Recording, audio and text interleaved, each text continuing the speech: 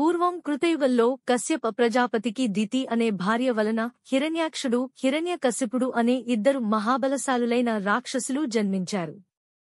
శ్రీ మహావిష్ణువు వరాహవతారంలో హిరణ్యాక్షుని సంహరించిన తర్వాత సోదరుని మరణానికి ప్రతీకారం తీర్చుకోవాలని హిరణ్యకశిపుడు రగిలిపోయాడు.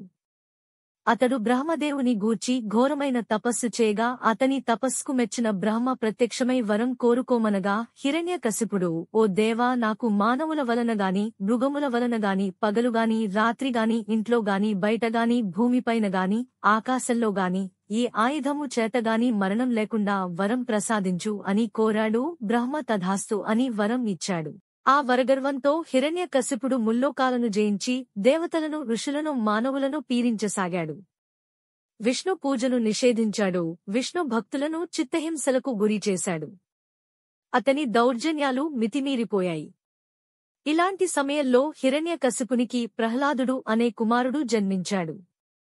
ప్రహ్లాదుడు గర్భంలో ఉన్నప్పుడే నారద మహర్షి ద్వారా విష్ణు తత్వాన్ని విన్నాడు. అందువలన పుట్టుకతోనే శ్రీహరిపై అచంచలమైన భక్తితో పెరిగాడు. తండ్రి రాక్షస ప్రవృత్తికి పూర్తి విరుద్ధంగా ప్రహ్లాదుడు శాంత స్వభావుడు, దయామయుడు, నిరంతరం నారాయణ నామస్మరణ చేసేవాడు. హిరణ్యకశిపుడు తన కుమారుడు శత్రువైన విష్ణువును పూజించడం సహించలేకపోయాడు.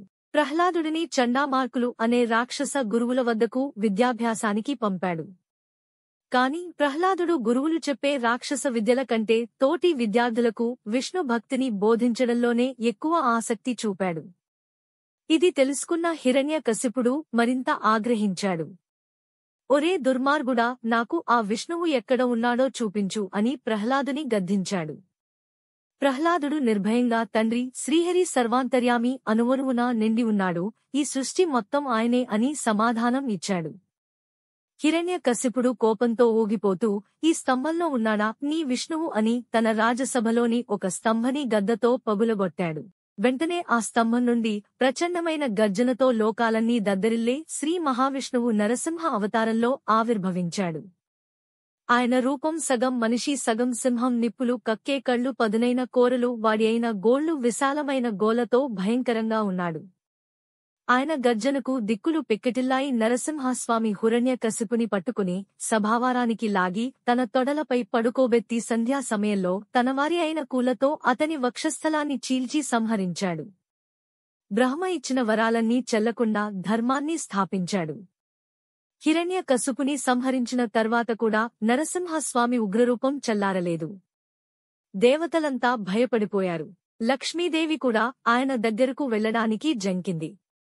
అప్పుడు బ్రహ్మాది దేవతలు ప్రహ్లాదుని వేరుకున్నారు.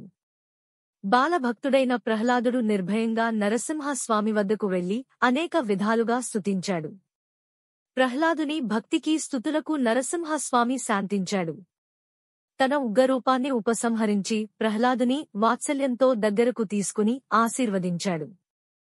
మత్సా, నీ భక్తికి మెచ్చాను. నీకేం వరం కావాలో కోరుకో స్వామి. నా తండ్రి మిమ్మల్ని ద్వేషించని, ఆయనకు సద్గతులు ప్రసాదించని నాకు ఎలాంటి కోరికలు లేవు. మీ పాదసేవ తప్ప మరేది నాకు వద్దు అని ప్రార్థించాడు.